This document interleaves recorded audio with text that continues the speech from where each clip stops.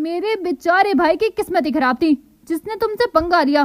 اس بیچارے کو پتہ بھی نہیں ہوتا اور اس کے نام کی سپاری دے دیتی ہو تم. آؤ مل گیا آفس. وہ انگلی سے اشارہ کرتی ایک کمرے کی طرف بڑھ گئی. وہ اجازت لے کر اندر چلی گئی اور زوہا حیران پریشان اس کے پیچھے چل پڑی. وہ سیدھا سی عمارت کا وہ سیدھا سا کمرہ. دیواروں کا پینٹ بھی جگہ جگہ سے اکھڑا ہوا تھا. کمرے میں سیلن کی بدبو تھی. ہر دیوار کے ساتھ الماری رکھی تھی جس میں فائلوں کا انبار جھلک رہا تھا. چھوٹی سی عمر کا لڑکا کالا کوٹ پہنے آرام دہ کرسی پر بیٹھا تھا.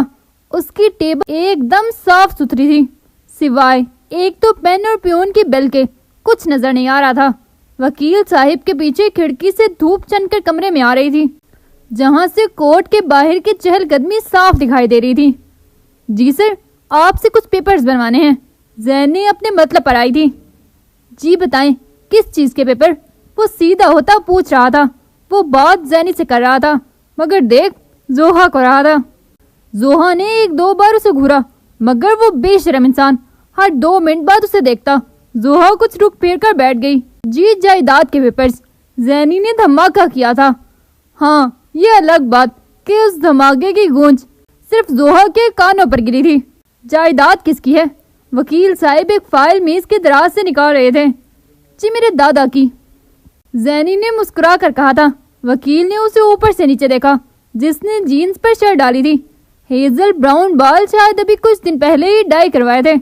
دھوپ کی روشنی سے اس کے شیڈ مزید نکھر رہے تھے. چھوٹا سا سکارف گلے میں بڑے ہی سٹائل سے ڈالا ہوا تھا. سر پر جمے گلاسز. لگ ہی رہا تھا کہ وہ لڑکی کوئی پیسے والی آسامی ہے. وکیل نے سر ہلایا. یہ کیا بکواس کر رہی ہو؟ اٹھو یہاں سے. زوہا نے اس کا ہاتھ دبا کر دھیمے سے کہا تھا. زینی نے اس کا ہاتھ جھٹک چپ رہنے کا اشارہ کیا تھا. میڈم جائیداد کے کاغذات تو میں بنوا دوں گا لیکن آپ کے دادا کی اجازت کے بغیر مشکل ہے. وہ جملہ ادھورا چھوڑے سوالیہ انداز میں پوچھ رہا تھا. ارے یہ تو کوئی مسئلہ ہی نہیں ہے, ابھی اجازت لے دیتی ہوں آپ کو. زینی نے مسکرا کر اپنے ہینڈ بیگ سے موبائل نکالا اور ایک نمبر ملایا اور اسپیکر پر ڈال دیا. ہیلو السلام علیکم. جی دادا جان, میں وکیل کے آفس میں بیٹھی ہوں. ہاں وہ کہہ رہے ہیں آپ کی اجازت چاہیے. بڑے ہی نرالے انداز میں بات کی جا رہی تھی. زوہا کو تو گش آنے کو تھے. ہاں تو ہم نے کب منع کیا ہے؟ ہماری اجازت چیزیں تو وہاں گئی ہو تم. ایک ایک چیز لکھوانا. دادا کی آواز لاؤڈ اسپیکر میں ابھری اور زینی نے مسکرا کر وکیل کو دیکھا تھا. اچھا دادا جان اب رکھتے ہیں. وہ فون رکھتی بولی تھی. زوہا کبھی موبائل کو تو کبھی اس کے چہرے کو دیکھ رہی تھی. اس کی زبان ہلنے کو تیار نہ تھی. وہ اس وقت گونگی ہو گئی تھی حیرت کے جھٹکوں سے.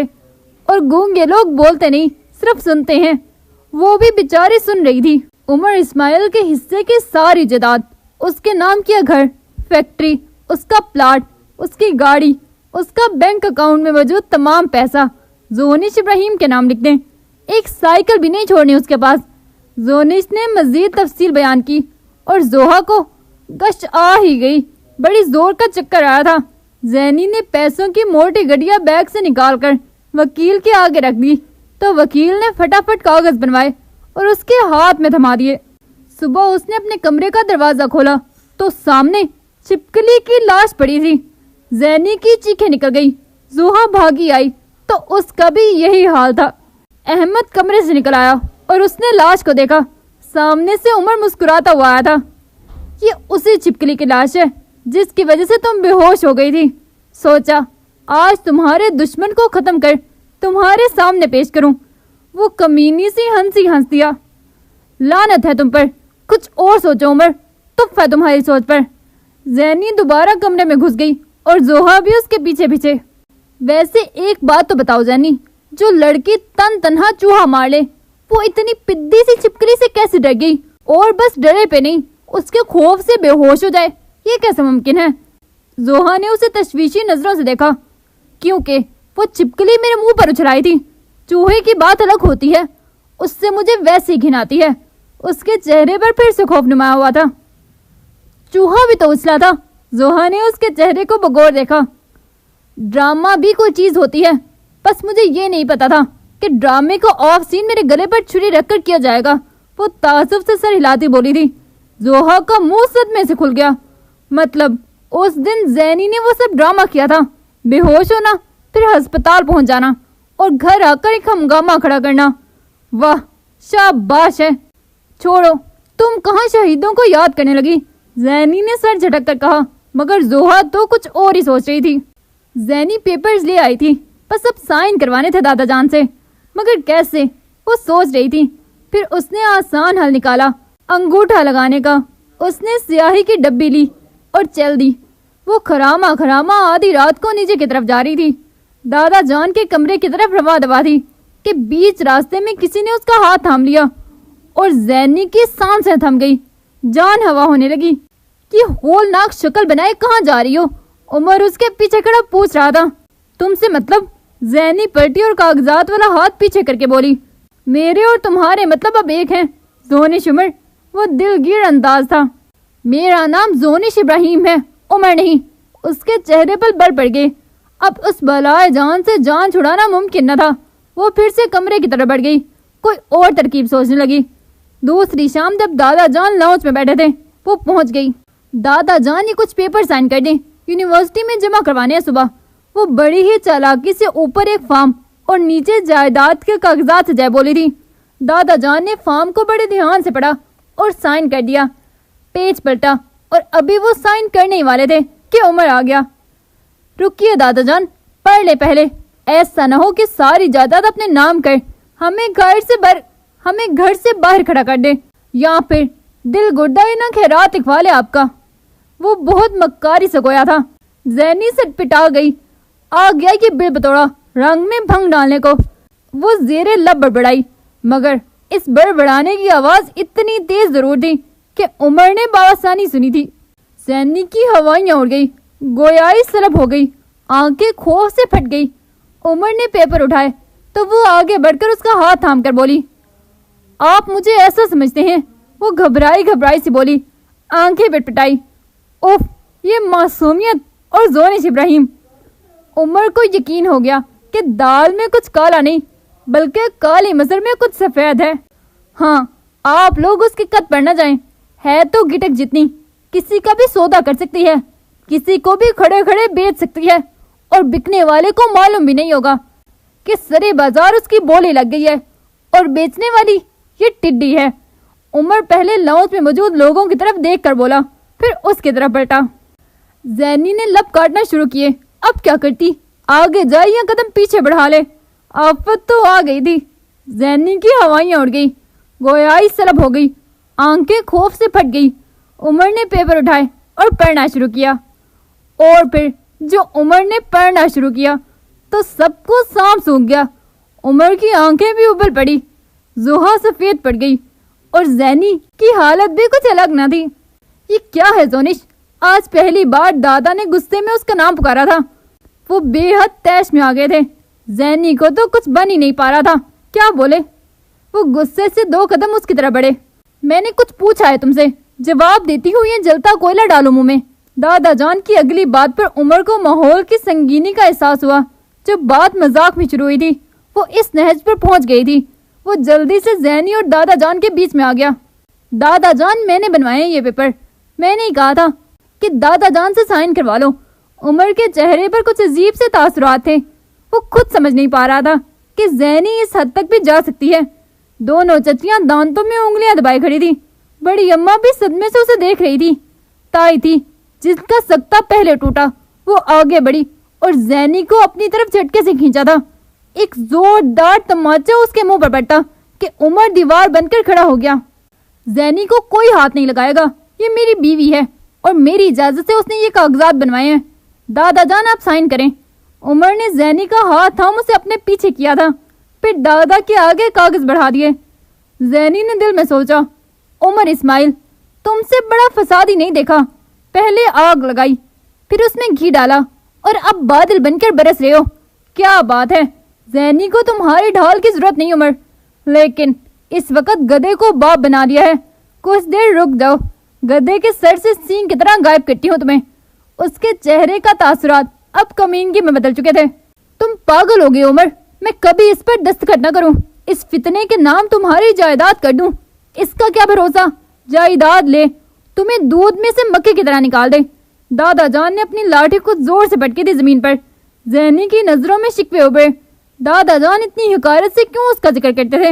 उनसे अच्छा तो ये मीसना उमर है। दादा जान, मुझे अपनी बीवी पर पूरा भरोसा है, मेरा सब कुछ इसका है, तो बस आप दस्तखत कर दे मेरी खातिर, उमर ने मजबूत लहजे में कहा था।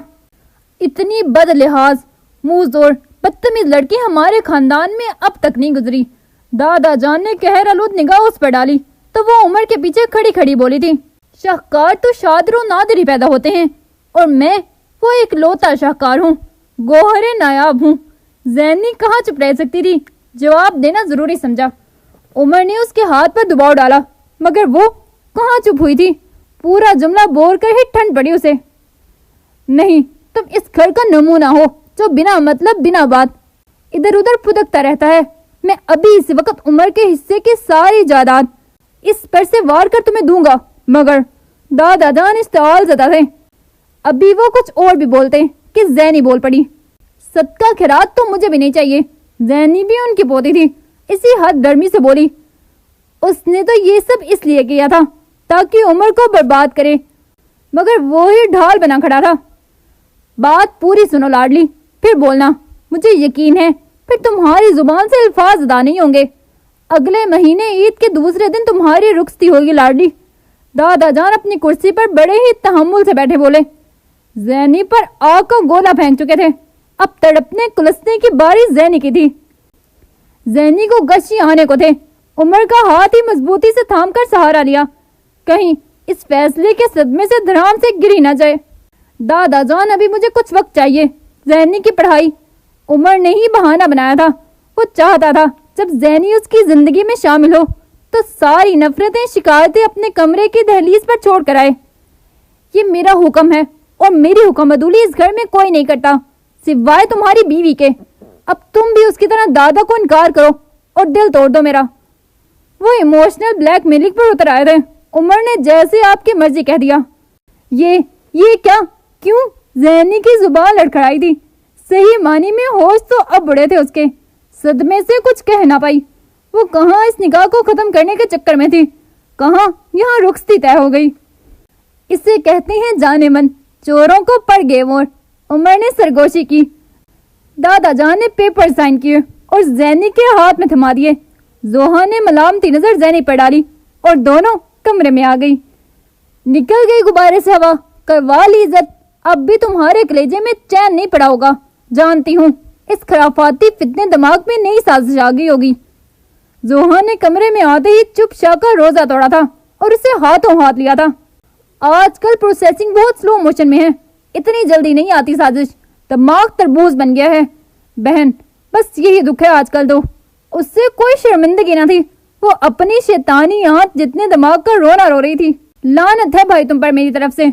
बस साथ उलट गई, मगर चाल में अब भी वही दम है। कोई रज के सोना होता है। तुम रज के बेशरम हो जोनिश बीबी। जोहा ने हाथ झाड़े और कमरे से बाहर निकल गई और वो धार से बेड पर गिर गई। अब सोग मनाना था सो कर। वो कसलमंदी से बिस्तर पर पड़ी थी जब ताई ने आकर उसकी चादर खींची। क्या मुसीबत है अम्मी? वैसे तो जिंदगी में कुछ खूबसूरत नहीं बचा। इन ख्वाबों में तो मुझे जीने दे। वो भड़क उठी। ख्वाबों में जीने वाले अक्सर खाली हाथ रह जाते हैं। तुम तो वैसे ही खाली हाथ और खाली दिमाग हो। उठो और चलकर किचन का रुख करो, अगले महीने रुखसती है तुम्हारी। ताई ने रोबदार लहजे में कहा था। मैं किचन का रुख कैसे करूं? भूल गई आप? दादा जान ने कर्फ्यू लगाया है वहां। वो भूलपन से मुस्कुराई। कर्फ्यू तो तुम्हारे दिमाग में भी लगा हुआ है जोनिश। अम्मी बरहम नजर आती थी। इससे पहले उड़ती हुई चप्पल आए या एक तो चपेट लग जाए। वो उठ गई। किचन में पहुंची तो इधर अम्मी सामान लिए तैयार खड़ी थी। आज तुम बनाओगी चिकन जलफरेजी और शामी कबाब, चिकन फ्लिट्स और शाम की चाय। अच्छा कबाब बनाकर फ्रीज करने हैं। चिकन फ्लिट्स भी फ्रीज करना। शाम की चाय जब बनाओगी तो साथ फ्राई करनी है। उमर की रोटी आज से तुम डालोगी और शाम की चाय के लवाजमात उसके लिए तुम तैयारी करोगी। ताई अम्मी मसरूफ से अंदाज में मसाला समेटती हुई उसे हदायत दे रही थी और इस हदायत नामे पर ज़ैनी की आंखें भर आई। तो नागवारी से पूछा था, उमर के पेट की दोजक को मैं नहीं भर सकती अम्मी। वो तो शाम की चाय के साथ इतना कुछ खाता है कि मेरे जैसे 3 पल जाएं, और वो भी ना जाने किस किस मुल्क के डिशेस पसंद है उसे, जिनका मुझे नाम तक नहीं पता। मैं क्यों बनाऊं? आप इस गुलाबो से कहें। गुलाबो को उमर से क्या ताल्लुक, तुम उसकी बीवी हो। आज से तुम्हारी जिम्मेदारी उसके पेट का ख्याल रखना, और दिल का ख्याल तो अपने आप ही हो जाएगा। उसकी मनपसंद चीजें बनाओ और पेट से दिल तक का रास्ता बना लो। अम्मी ने कहर आलूद नजर डाली उस पर, फिर सब्र के घूंट पीटती मोहब्बत से समझाया उसे। अम्मी मुझे कुछ नहीं बनाना। वो हाथ पैर छोड़ बैठी तो अम्मी ने उसकी ढारस बंधाने के लिए जोहा को उसके साथ लगा दिया। वो दोनों सुबह से लगी थी। अब दोपहर के 2 बज रहे थे जब ज़ैनी कबाब हाथों से चिपटे कट्टे बोली थी, ये हमारे पाकिस्तानी मर्द ने खाना इटालियन, फ्रेंच, चाइनीज, स्पेनिश चाहिए, लेकिन लड़की पाकिस्तानी चाहिए जिसे ये सब बनाना आता हो, जो बिना किसी मजदूरी के ये सारे खाने बनाए और इनके पेट से होता हुआ दिल का रास्ता हमवार कर ले।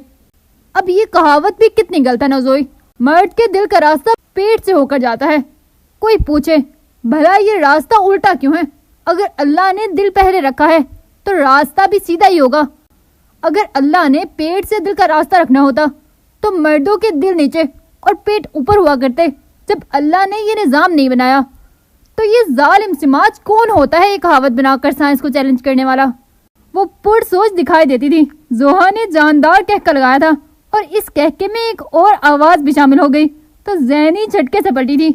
उमर किचन के दरवाजे में इस्तादा था। ये कहावत ऐसी है जैसे औरत की अकल उसके घुटनों में होती है। अब तुम बताओ, कभी घुटनों में भी अकल हो सकती है क्या? उमर अबरू उचकाए पूछ रहा था। ज़ैनी ने उसको खा जाने वाले अंदाज में देखा और अपने काम में मसरूफ रही। रमजान की तैयारियां शुरू हो गई और साथ साथ ज़ैनी मैडम की शादी की भी। वो जब घर वालों के हाथ में शॉपिंग बैग देखती तो होल उठने लगते। क्या लश्के होते थे ज़ैनी के, और आजकल तो उससे ज्यादा मिस्कीन लाचार कोई ना था। तुमने ठीक कहा था, ये बसात उलट चुकी है। उल्टी हुई बसात पर मंजे हुए खिलाड़ी भी कभी कभी शिकस्त खाते हैं, मगर मंजे हुए खिलाड़ी हार नहीं मानते। मैं भी नहीं मानूंगी, कोशिश करूंगी किसी भी तरह ये शादी रुक जाए।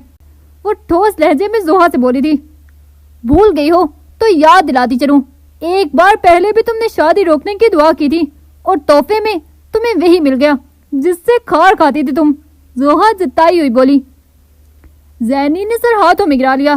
ताई को ऑर्डर आया कि अभी उमर के साथ जाकर अपनी शादी का लहंगा ले आओ, रमजान में कोई शॉपिंग नहीं होगी। उसने एड़ी चोटी का जोर लगाया मगर अम्मी न मानी और उसे उमर के साथ भेजकर ही दम लिया। वो गाड़ी में चुपचाप आ बैठी। मुझे तुमसे शादी नहीं करनी उमर, वो साफ साफ दो टोक अंदाज में बोली। वो जो आज बड़े दिल से तैयार होकर आया था, उसकी बात सुनकर चेहरे पर संजीदगी छा गई, आंखों में मायूसी उभरी। फिक्रमंद चेहरा लिया उसे देखा, फिर सर झटक कर बोला, क्या फर्क पड़ता है जब मुझे करनी है? तुम बहुत पछताओगी उमर, इसीलिए अपने कदम खुद ही पीछे ले लो। वो खुरदरे लहजे में बोली। ठीक है, जैसे तुम चाहो, मगर आज तो हम करते हैं शॉपिंग। वो मुस्कुरा कर बोला था, लेकिन उसकी मुस्कुराहट में उसकी आंखों ने उसका साथ ना दिया था। नजर रोड पर थी और ध्यान उस पर जो आज पीले सूट में रोशन रोशन से लग रही थी। तुम पागल हो, घास खाते हो, जो बात समझने से कासिर हो। मैं कह रही हूँ कि मुझे शादी नहीं करनी, तुम कह रहे हो कि वो शादी जिसकी दुल्हन शादी वाले दिन घर से भाग जाएगी, उस बेढंगे शादी की खरीदारी कर दूं। ज़ैनी दरिश्तगी से बोली। उमर अब भी मुस्कुराहट लिए बोला, मैंने तुम्हारी बात मान ली, ये शादी नहीं होगी, मगर घर वालों को भी तो कुछ दिखाएंगे ना, इसलिए चुप करके लहंगा पकड़ो और चलती बनो मेरी जिंदगी से। उसके चेहरे पर बला का इत्मीनान था, शायद कुछ पा गया था, कोई राज या कोई बात। ज़ैनी के चेहरे पर हैरत नुमाया थी, मगर फिर उसने कंधे झटक दिए। खसकम जहां पाक, सुनो उमर ये लो। उसने बैग से एक छोटी सी डिब्बी निकालकर उमर के सामने रख दी। वो गाड़ी पार्किंग में लगाने लगा तो उसकी बात पर थम गया। ये क्या है? सवालिया अंदाज। ज़ैनी ने वो डब्बी खोली और उसका हाथ थामकर दूसरे हाथ से डब्बी में मौजूद शय निकालकर उसके हाथ पर ऐसे गिराई जैसे मिट्टी को ऊपर से नीचे गिराते हैं। ये राख देखो, उन कागजात के जो मैंने मक्कारी से बनवाए थे। ज़ैनी किसी के खैरात नहीं लेती, वो मुस्कुराते हुए बोली। इस मुस्कुराहट में फतह थी जो उमर के चेहरे पर छाई मायूसी देकर उभरी थी। अगर तुम ये सोच रही हो कि इसी तरह कभी मैं भी तुम्हारे हाथ में राख रख कर कहूंगा ये इस निकाह नामे की है जो मैंने जबरदस्ती किया, तो भूल जाओ। उसने अबरू उचकाए, वो मुस्कुराया और उसकी नाउम्मीद आंखों में ज़ैनी का आंख सिलमिला गया। ज़ैनी ने आज पहली बार गौर से और इतने करीब से उन आंखों को देखा था। भूरी आंखें जो बहुत साफ थी, सच्चे जज्बों से पुर। उमर ने उसकी आंखों के आगे चुटकी बजाई और वो दोनों गाड़ी से नीचे उतर गए। अब कई दुकानें वो देख चुके थे, मगर उमर को कुछ पसंद ही नहीं आ रहा था। अब ये कोई 10वीं दुकान थी जहां उमर को एक सूट पसंद आया तो वो बोला, लाल रंग ले लो, बड़ी चाह से बोला गया। जैनी बहुत ही बीबा बच्चा बनी हुई थी, क्योंकि जब वो उसकी बात पर राजी हो गया तो वो क्यों उसकी बात ना मानती। नाटक ऐसे हैं तो ऐसे ही सही। लाल रंग तो खून का भी होता है और तरबूज का भी। कौन सा लाल रंग लूं? जब तुम्हें देखती हूँ तो खून में खलबशार पैदा होता है और दिल चाहता है खून वाला ले लूं। और जब अपनी पसंद का सोचती हूँ तो कभी तरबूज और कभी अनार याद आते हैं, लेकिन जब इस शादी का सोचती हूँ तो अलावा दहकने लगते हैं। आंखों में तो आग का रंग ले लूं क्या? जैनी ने आंखें पटपटा कर बोला था, ऐसी मासूमियत भरा अंदाज था कि उमर फिदा हो गया, जबकि वो जानता था कि इस वक्त भी वो कमीनगी कर रही है। बदला मुझसे लेना है, खुद से नहीं, समझी? तुम लाल रंग लो, अनार वाला लाल। इश्तियाक भरा अंदाज। जैनी चुप कर गई और एक उंगली अनार रंग खूबसूरत से लहंगे पर रख दी।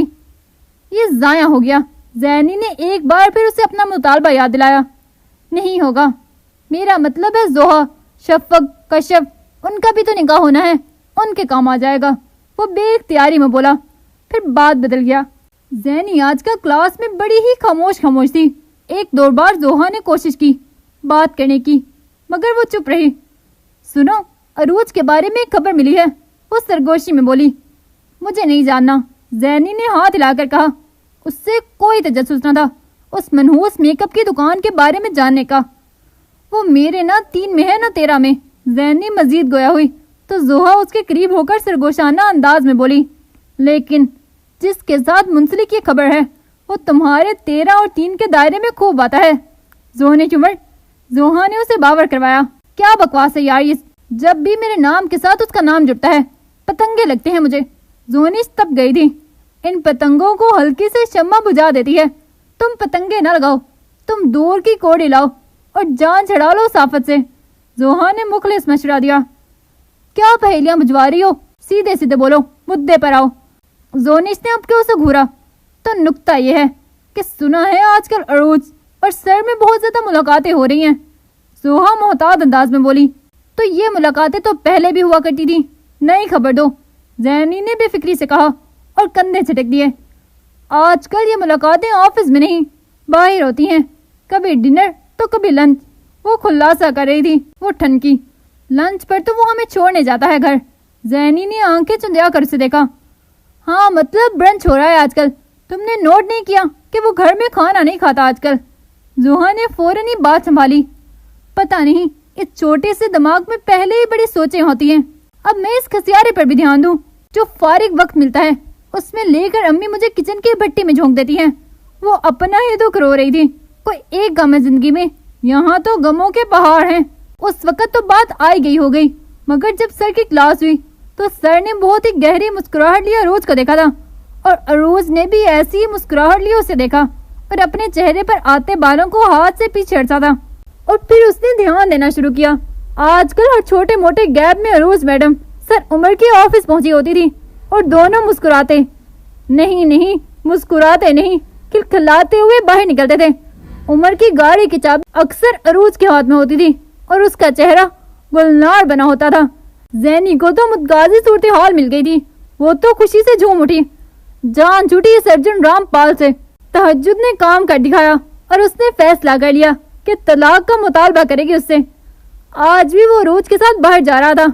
यूनी से जैनी ने उमर को गौर से देखा। कितना पुरसुकून और खुश था वो। ऐसा वो जैनी के साथ तो कभी नहीं होता। जोहा ने उसकी आंखों के आगे चुटकी बजाई तो वो पलक झपककर उसे देखने लगी। क्या हुआ जैनी? जोहा ने फिक्रमंदी से पूछा। कुछ नहीं, उसने नफी में सर हिलाया। लेकिन आज जब क्लासेस खत्म हुई तो घर जाने के वक्त उमर का ऑफिस खाली था और फोन वो उठा नहीं रहा था। जोहा उसे फोन कर थक गई थी और जैनी ने तो ये जहमत भी न की थी। जब जोहा ने कोई 10वीं बार उसे कॉल मिलाकर कान से लगाई, जैनी ने फोन झपटकर कॉल कट कर दी। दफा करो उमर को, हम खुद चलते हैं। वो तो इस वक्त अरूज के चेहरे पर मौजूद मेकअप के तय गिन रहा होगा। वो झटक कर बोली और पैर पटकती आगे बढ़ी। दोनों लोकल बस में सवार हो गई। दादा जान के पास पहुंचकर जो हंगामा किया उसने, मगर दादा जान चुपचाप अपनी लाडली को देखने लगे। दादा जान, आपका लाडला पोता आपकी जवान जहान कुड़ियों को यूं नहीं छोड़कर ना जाने कहाँ गुलछड़े उड़ा रहा है।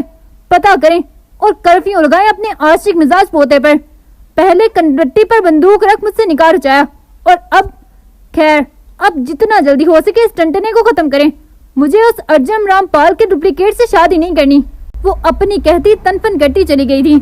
दादा जान ने सर झिड़क दिया। जोहा मेरी गुड़िया, पहले ये किसी टॉम क्रॉस का नाम ले रही थी, आज अर्जुन रामपाल ये कौन है बेटा? वो जोहा से पूछ रहे थे। जोहा कहका लगाकर बोली, दादा जान, अर्जुन रामपाल का चाम बड़ा है। वो रैंप पर चलता था तो लोग अश करते थे, मगर बेचारा फिल्मों में अपनी छाप नहीं छोड़ सका। जैसे हमारे घर में उमर भाई का सिक्का चलता है, मगर जोनिश के दिल पर अपना सिक्का नहीं बढ़ा सके अब तक। जोहा बड़े ही मजे से बोली थी। दादा जान तासुब से सर हिलाने लगे। ताई ने जोनिश के कमरे में आकर उसे खूब सच सुनाई। अपनी हद अपनी तमीज भूल गई हो तुम जोनिश, बड़े छोटे की तमीज नहीं है तुम्हें।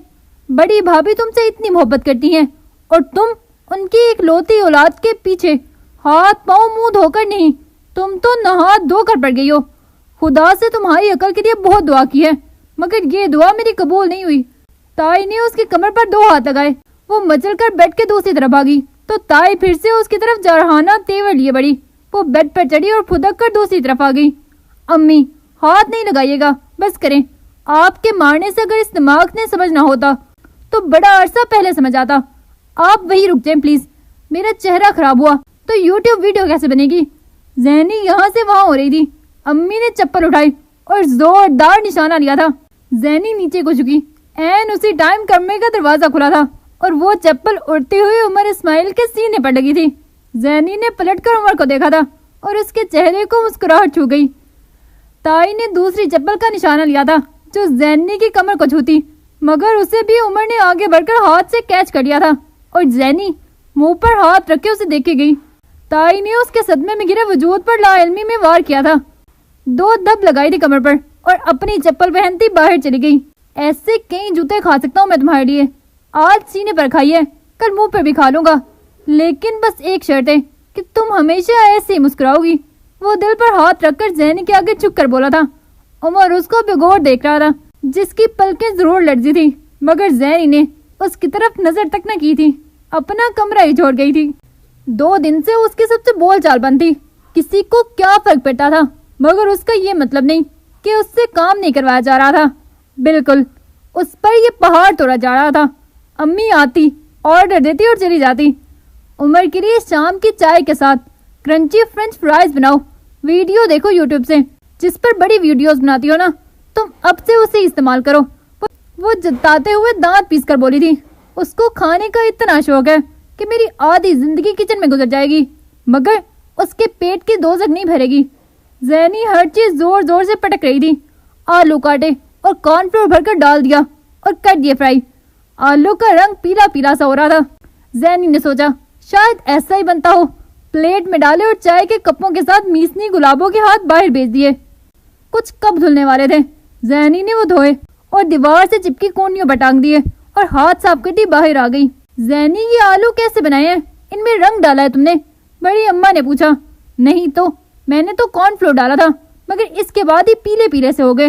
वो कंधे उचका कर बोली। उससे ज्यादा फर्क नहीं पड़ता था क्योंकि ये उमर ने खाना था। गुलाबो किचन से एक डब्बा उठाए उसकी तरफ आ रही थी। उसके चेहरे की मीसनी हंसी ने जैनी को बावर करा दिया कि हो गया कबाड़ा। बड़ी भाभी, इस पोहर लड़की ने आलू में कॉर्नफ्लोर की जगह कस्टर्ड पाउडर डाल दिया है। मुबारक हो, आपकी बहू रच के पोहड़ है। दुनिया जहान की पोहड़ लड़की बनी है आपकी बहू। खाने पकाने से कोई ताल्लुक ही नहीं। अब तो शाहकार बना करेंगे इस घर में खाने के नाम पर। गुलाबो तेज तेज बोलती तीली लगा चुकी थी। जैनी का मुंह सदमे से खुल गया। तभी उसे खुशबू आ रही थी और वो समझी ये ऐसे ही होता होगा। दादा जान तासुफ से सर हिलाने लगे और उमर आलू खा रहा था बिना किसी शिकायत। बड़ी अम्मा ने उसे मोहब्बत से देखा। उमर ने एक लफ्ज न कहा, बहुत तहम्मुल से खाया। ये जैनी को किचन में किसने घुसने दिया है? कर्फ्यू लगाया था हमने इस पर। ये पुच्चर फेरी फिर किचन में घुस गई। इससे बस जुबान दराजी आती है। अल्लाह लोगों को फराग दिली से नवाजता है, लेकिन हमारी लाडली को फराग जुबानी से नवाजा है। دادا جان کا طنز و تبصرہ ابھرا۔ دادا جان میں نے کہا تھا تائی کو کہ کچھ سکھائیں اسے، عمر بولا تھا، اور زینی سوچ رہی تھی ایڈی میں اس کی غلام، سیکھ جائے گی آہستہ آہستہ، بہت سمجھدار بچی ہے۔ بڑی اماں مسکرائی تو وہ انہیں تشکر سے دیکھنے لگی۔ لوگوں کی ساس ڈائن ہوتی ہے، یہاں ساس تو اللہ میاں کی گائے مل گئی مگر شوہر ڈائن نہ ملا۔ ابھی وہ اس سوچ میں گئی تھی، ایک دھماکے کی آواز نے اس کا تختہ توڑ دیا۔ یا اللہ خیر، سب کی اسی طرح کی آواز ابھری تھی۔ اس زوردار آواز پر سب دہل گئے۔ گلاب و تائی، بڑی امی زینی، زوہا، شفق سب کچن میں بھاگے، جہاں چائے کے 6 کپ ایک ساتھ زمین بوس ہوئے تھے۔ یہ کس نے ٹانگے تھے یہاں؟ تائی پوچھ رہی تھی۔ میں نے، یہ ٹانگنے کے لیے تو لگائی تھی کونٹنیاں، اب مجھے کیا پتا یہ بوجھ نہ سکیں گی اور آ کر زمین بوس ہو جائیں گی۔ زینی شرمندہ نہ تھی، مسکرا کر بولی، ہائے ستیہ ناس ہو تیرا، بیڑا ترجے زونش، تو کچن میں گھسے اور نقصان نہ کرے، ایسا ہو ہی نہیں سکتا۔ تائی دہائیاں دیتی بولی تھی اور وہ مسکرا کر اپنے کمرے میں بھاگ گئی۔ عروج اور عمر کی نزدیکیاں کافی بڑی تھی۔ صبح جب عروج آتی تو اس کے ہاتھ میں پھولوں کا گلدستہ ہوتا تھا اور عمر بھی زینی کی محنت سے سجائے لان میں سے روز ایک گلاب لے جاتا تھا۔ آج صبح وہ لان میں گلاب کے پھولوں کی طرف بڑھا تو زونش نہ جانے کہاں سے جن کی طرح حاضر ہوئی تھی۔ اوہ، جن نہیں چڑیل، خبردار خبردار، عمر اگر میرے لان میں سے کچھ بھی توڑا تم نے، وہیں روک لو اپنے قدم، یہ کسی پر نچھاور کرنے کے لیے نہیں ہے، بڑی محنت سے اگایا میں نے یہ۔ زینی تو جنگ کو تیار کھڑی تھی، 2 ہی تو شوق تھے اس کے، ایک اپنے پودوں کا خیال رکھنا اور ایک اپنے بالوں کا۔ ایک پھول ہی تو چاہیے مجھے، اب کیا ایک پھول کے لیے میں باہر کہیں جا کر خریدوں؟ عمر کے ماتھے پر بل پڑ گئی۔ کہیں سے بھی لے لو مگر یہاں سے نہیں، جس پر تم یہ نچھاور کر رہے ہو، کم سے کم یہ اس میک اپ کی چلتی پھرتی مشہوری کے لیے نہیں لگائے میں نے۔ وہ تلخی سے بولی اور اسے اچھے سے باور کرا دیا۔ اوہ، تو تمہیں پتہ چل گیا؟ عمر نے حیران ہونے کی بھرپور ایکٹنگ کی تھی۔ بالکل، تم میں کون سی شرم باقی ہے؟ کھلم کھلا گھوم رہے ہو، اب لوگ اندھے تو ہیں نہیں کہ نظر نہ آئے۔ زونش کی آنکھیں جل رہی تھی۔ ہاں، میں تمہیں بتانا چاہتا تھا، چلو اچھا ہوا تمہیں خود ہی پتہ چل گیا۔ اب ایسا ہے کہ تم تو میرے ساتھ رہنا نہیں چاہتی، تو پھر کوئی اور انتظام تو کرنا تھا نا میں نے۔ عمر نے کندھے اچکا کر کہا تھا اور زینی کا منہ صدمے سے کھل گیا۔ کہاں وہ مر رہا تھا زینی کے لیے، اور کہاں اس کے ایک بار انکار پر اپنی راہ بدل گیا، بلکہ منزل ہی بدل دی۔ زینی شدید کوفت زدہ سی تھی۔ گھر میں الگ آشکیاں چل رہی تھی۔ اسد شفت کی ناز برداریوں میں لگا رہتا تھا اور حسن رضا سے کبھی کچھ پڑا ہوتا تو کبھی کچھ۔ زینی اچھے سے جانتی تھی یہ عاشقی کے سبق چل رہے ہیں تو کہیں حماد صاحب کشف پر فدا ہو رہے ہوتے۔ احمد بھائی اور زوہا تو بیچارے بھی موت ہی مارے گئے تھے۔ بیچاری زوہا تو احمد کو دیکھتی تو بھائی سے آگے کچھ سوچ ہی نہ پاتی۔ ہائے زینی، قسم سے تم نے وہ مثال پوری کر دی۔ ہم تو ڈوبیں گے صنم، تمہیں بھی لے ڈوبیں گے۔ کیا ضرورت ہے جنگجو بن کے دادا جان کو لڑکارنے کی؟ تم کون سی ترک سپاہی تھی کہ جیت تمہارا مقدر ٹھہرتی؟ مگر دادا جان چنگیز خان نکلے۔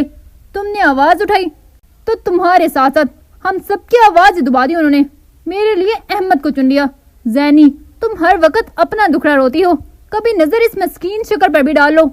میرے دکھ بھی کم نہیں، ایسا سیدھا انسان ہے وہ، اور کوئی اس کے کمرے میں گھس کر بیٹھ جائے اور کہے کہ یہ کمرہ میرا ہے تو وہ کہے گا جی آپ صحیح ہیں، میں شاید غلط کمرے میں آ گیا۔ کیا سوچا تھا میں نے؟ زوہا آج دکھی ہیروئن بنی ہوئی تھی، نہ جانے کون سی دکھتی رب ڈب گئی تھی کہ لے کر زینی پر چڑھ دوڑی۔ سوچا تو میں نے بھی بہت کچھ تھا کہ میرا شوہر بہت نہیں مگر تھوڑا رومانٹک ہوگا، جب مجھے دیکھے تو توصیفی جملے تو یوں گر رہا ہے جیسے آسمان سے بارش گرتی ہے، مگر یہاں تو ایک دوسرے کو دیکھ کر چنگاریاں دہکنے لگتی ہیں۔ دل چاہتا ہے تلوار سے وار کرنے کو۔ اس میں تو رومانس کا آر بھی نہیں ہے، اس سے اپنے غم ہی کھائے جاتے ہیں۔ پھپھو جانے کا نام ہی نہیں لے رہی تھی۔ زینی کا بس چلتا تو اٹھا کر ان کا بور یا بسترا باہر پھینک دیتی۔ ہر وقت تنقید۔ عمر کی روٹی تم ڈالو، عمر کو چائے تم خود دو، عمر کو کھانا تم دو، عمر کے جوتے پالش کرو، عمر کے کپڑے تم دھو۔